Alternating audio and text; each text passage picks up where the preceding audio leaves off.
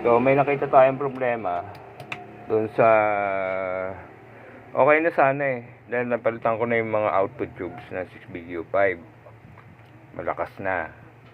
So ngayon tinitesting ko, tataka ko bakit pagka ino-off ko kahit naka-clean nandito yung tunog sa channel na dirty channel.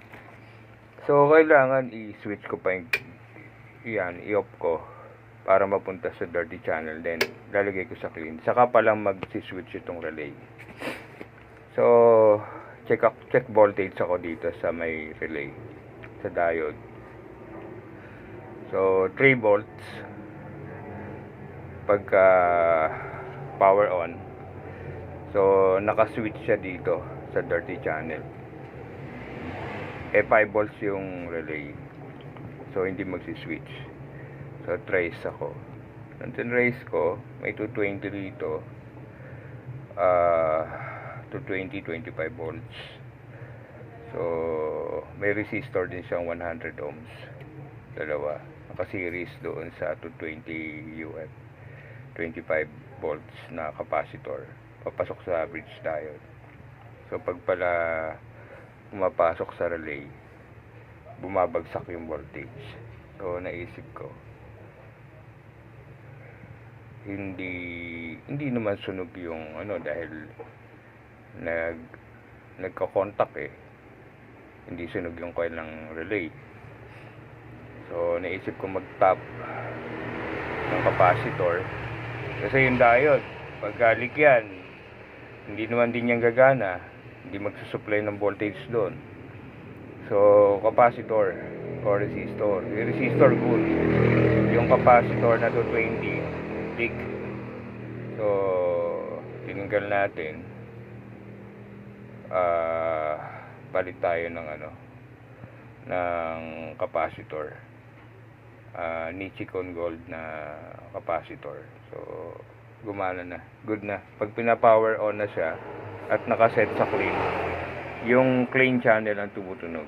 So siguro nung sineset up nila ito, ang naging problema nito is pag pina-power nila at nakaset up sa clean, yung dirty channel ang tumutunog. So tumutugtog sila, naka-dirty channel, mapapansin nila ganun. So kaya pinadala dito sa akin para yun ang gawin. So na-check din naman natin yung output tube sa tube tester, mababa na, mahina na. So sabi ko, palit tayo 6BQ5 na Matsushita Japanese Mullard. Mas bagay dito sa dito sa tube amp.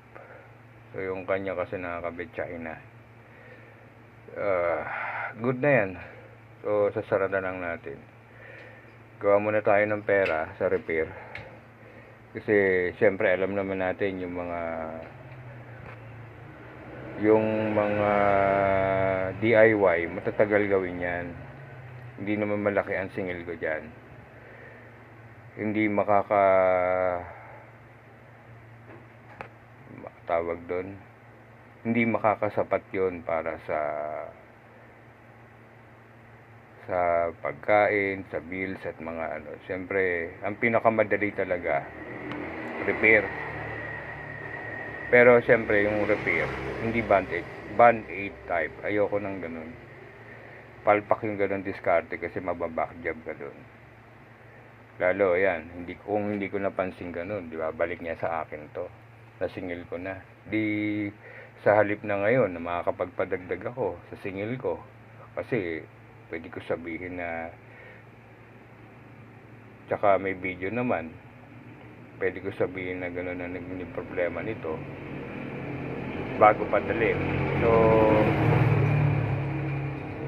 doon pa lang, kung good yung trabaho pagbigay mo nung unit sa may-ari, wala kang magiging problema. Hindi yan ibabalik para i-repair ulit. Lugi ka pa sa oras, dahil pag binalik yan, kakain pa ng oras.